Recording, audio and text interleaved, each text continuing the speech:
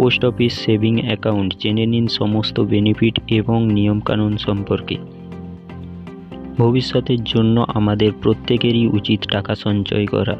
আপনি আপনার উপার্জিত টাকা ব্যাংক বা পোস্ট অফিসে সঞ্চয় করে রাখতে পারবেন ভবিষ্যতের জন্য। সেক্ষেত্রে আপনি ব্যাংক বা পোস্ট অফিসের তরফ থেকে সুদও পাবেন। কিন্তু আপনি যদি আপনার উপার্জিত টাকা কোনো ব্যাংকে রাখেন, সেক্ষেত্রে আপনি 2 থেকে 3% সুদ পাবেন। কিন্তু আপনি যদি পোস্ট অফিসে সেভিং অ্যাকাউন্টে আপনার উপার্জিত টাকা রাখেন, সেক্ষেত্রে আপনি ব্যাংকের সেভিং অ্যাকাউন্টের তুলনায় বেশি সুদ পাবেন। এছাড়াও সরকারের তরফ থেকে বিভিন্ন সুযোগ সুবিধাও পাবেন। আজকের এই ভিডিওটিতে আপনি পোস্ট অফিসের সেভিং অ্যাকাউন্ট সম্পর্কে বিস্তারিত জানতে চলেছেন। আপনি কিভাবে সহজেই পোস্ট অফিসে সেভিং অ্যাকাউন্ট খুলবেন তা নিয়েও আলোচনা করা হবে। আপনি যদি পোস্ট অফিসে সেভিং অ্যাকাউন্টে টাকা জমা করেন, তাহলে আপনি কি সুবিধা পাবেন এ নিয়েও বিস্তারিত আলোচনা করব এই ভিডিওটির মাধ্যমে। তাই ভিডিওটি স্কিপ না করে সম্পূর্ণ দেখুন। পোস্ট অফিস সেভিং অ্যাকাউন্ট খোলার জন্য কি যোগ্যতার প্রয়োজন। এবার দেখে নেওয়া যাক পোস্ট অফিসের সেভিং অ্যাকাউন্টে কোন ব্যক্তি অ্যাকাউন্ট খুলতে পারবেন। দেশের যে কোনো প্রাপ্তবয়স্ক ব্যক্তি অর্থাৎ 18 বছরের ঊর্ধ্বে যে কোনো ব্যক্তি পোস্ট অফিসে সেভিং অ্যাকাউন্ট খুলতে পারবেন। একজন মাইনর বা একজন আনসাউন্ড মাইনরের নামে তার বাবা মা পোস্ট অফিসে সেভিং অ্যাকাউন্ট খুলতে পারবেন। 10 বছরের ঊর্ধ্বে যে কোনো মাইনর তার নিজের নামে অ্যাকাউন্ট খুলতে পারবেন। পোস্ট অফিসের সেভিং অ্যাকাউন্টে আপনি জয়েন্ট বা সিঙ্গেল অ্যাকাউন্ট খুলতে পারবেন। একজন ব্যক্তি পোস্ট অফিসের সেভিং অ্যাকাউন্টে একটি মাত্র সিঙ্গেল অ্যাকাউন্ট খুলতে পারবেন, কিন্তু ওই ব্যক্তি সিঙ্গেল অ্যাকাউন্টের সাথে অন্য ব্যক্তির সাথে জয়েন্ট অ্যাকাউন্টও খুলতে পারবেন। যদি দুজনের নামে থাকা জয়েন্ট অ্যাকাউন্টধারী একজন অ্যাকাউন্টধারীর মৃত্যু হয়, তাহলে তারপর অ্যাকাউন্টধারী একমাত্র অ্যাকাউন্ট হোল্ডার হবে। কিন্তু যদি অপর ব্যক্তির নামে সিঙ্গেল অ্যাকাউন্ট থাকে, তাহলে জয়েন্ট অ্যাকাউন্ট বন্ধ হয়ে যাবে। পোস্ট অফিসে সেভিং অ্যাকাউন্টে ইন্টারেস্ট রেট। বর্তমানে পোস্ট অফিসে সেভিং অ্যাকাউন্টে ইন্টারেস্টের পরিমাণ অর্থাৎ সুদের পরিমাণ 4%। এই সুদ ক্যালকুলেশন করা হয় অ্যানুয়ালি এবং সুদের টাকা পেমেন্টও করা হয় অ্যানুয়ালি। টাকা জমা ও তোলার নিয়মকানুন। পোস্ট অফিসে আপনি যদি সেভিং অ্যাকাউন্ট খুলতে চান, সেক্ষেত্রে আপনাকে 500 টাকা দিয়ে অ্যাকাউন্ট খুলতে হবে। এই 500 টাকা হলো আপনার পোস্ট অফিসে সেভিং অ্যাকাউন্টের মেনটেনেন্স ব্যালেন্স, অর্থাৎ আপনি প্রতি বছর আপনার পোস্ট অফিসের এই অ্যাকাউন্টে ন্যূনতম 500 টাকা জমা রাখতেই হবে আপনাকে। এক্ষেত্রে আপনি যদি ন্যূনতম ব্যালেন্স 500 টাকা না রাখেন, তাহলে বছরের শেষে 50 টাকা প্লাস জিএসটি কাটা হবে। অর্থাৎ পোস্ট অফিসের সেভিং অ্যাকাউন্টে আপনাকে সর্বনিম্ন 500 টাকা রাখতেই হবে। এই পোস্ট অফিসের সেভিং অ্যাকাউন্টে আপনি সর্বোচ্চ যত খুশি টাকা জমা রাখতে পারেন।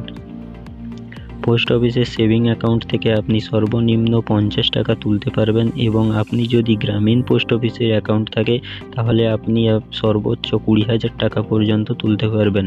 টাকা তোলার ক্ষেত্রে অবশ্যই মনে রাখবেন, অ্যাকাউন্টে 500 টাকা রেখে বাকি টাকা আপনি তুলতে পারবেন। অর্থাৎ অ্যাকাউন্ট আপনার অবশ্যই 500 টাকা যেন জমা থাকে। 500 টাকা বাদ দিয়ে আপনি আপনার বাকি টাকা তুলতে পারবেন। আপনি যদি পোস্ট অফিসে সেভিং অ্যাকাউন্টে 3 বছর ধরে কোনো ট্রানজ্যাকশন না করেন, তাহলে আপনার অ্যাকাউন্টটি সাইলেন্ট করে দেওয়া হবে। অ্যাকাউন্টটি পুনরায় চালু করার জন্য একটি আবেদন জমা করতে হবে এবং ফ্রেশ কেওয়াইসি আপডেট করতে হবে। নমিনির সুবিধা। পোস্ট অফিসে সেভিং অ্যাকাউন্টে নমিনির সুবিধা রয়েছে। এছাড়াও পোস্ট অফিসের অন্যান্য স্কিমেও নমিনির সুবিধা পাওয়া যায়, কারণ পোস্ট অফিসের সমস্ত স্কিমেই নমিনি করা বাধ্যতামূলক রয়েছে।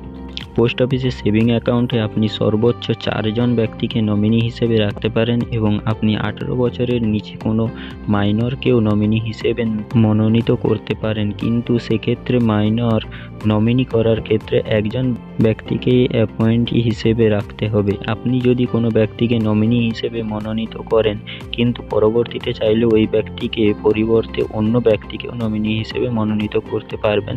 সেক্ষেত্রে 50 টাকার চার্জ প্লাস জিএসটি লাগবে। আপনি পরিবর্তনের জন্য আপনার একটি ফর্ম ফিল আপ করতে হবে।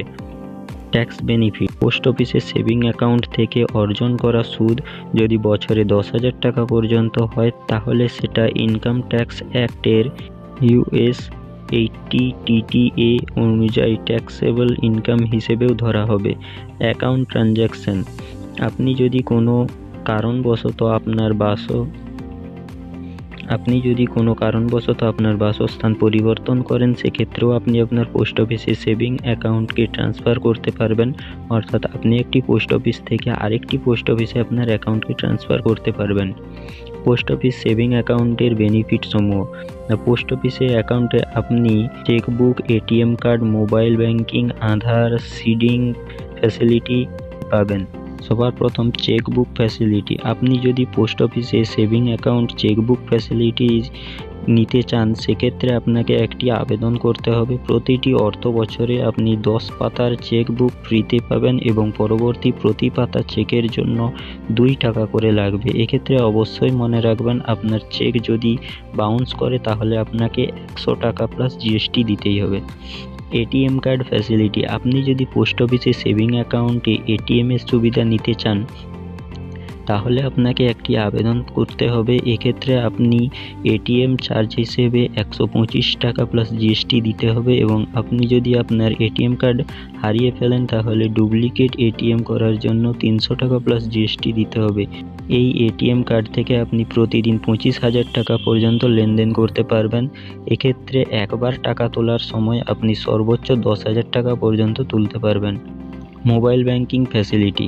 পোস্ট অফিস সেভিং অ্যাকাউন্টে আপনি মোবাইল ব্যাংকিং ফ্যাসিলিটি পাবেন, অর্থাৎ আপনি আপনার মোবাইলের মাধ্যমে টাকা লেনদেন করতে পারবেন। এই সুবিধা নেওয়ার জন্য আপনাকে পোস্ট অফিসে একটি আবেদনপত্র জমা করতে হবে। আধার সিডিং ফ্যাসিলিটি। পোস্ট অফিসে সেভিং অ্যাকাউন্ট আপনি আধার সিডিং ফ্যাসিলিটি পাবেন, অর্থাৎ আপনি কোন প্রকল্পে টাকা বা গ্যাসের ভর্তুকির টাকা পোস্ট অফিসে এই অ্যাকাউন্ট থেকেই নিতে পারবেন। এপিওয়াই। পোস্ট অফিসে সেভিং অ্যাকাউন্টে আপনি অটল পেনশন যোজনা অর্থাৎ এপিওয়াই স্কিমের সুবিধা পাবেন। অটল পেনশন যোজনার মাধ্যমে আপনি 210 টাকা করে জমা করে 60,000 টাকা পর্যন্ত পেতে পারেন। অটল পেনশন যোজনা সম্পর্কে একটি বিস্তারিত ভিডিও আপনি আমাদের চ্যানেলে পেয়ে যাবেন। যদি এই ব্যাপারে বিস্তারিত জানতে চান, তাহলে কমেন্ট করে অবশ্যই জানাবেন।